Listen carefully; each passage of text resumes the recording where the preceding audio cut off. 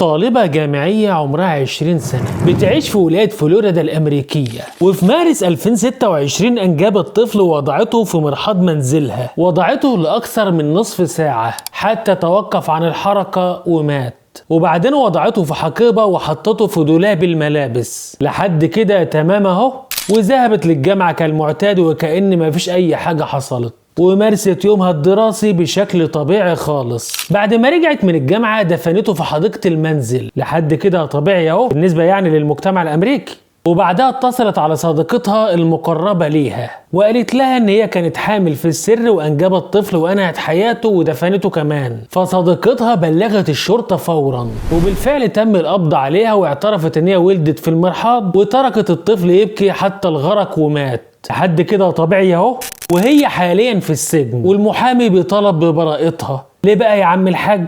لانه بيقول ان هي عانت باكتئاب ما بعد الولادة او اضطراب ما بعد الصدمة. اهو دي بقى اللي مش طبيعي.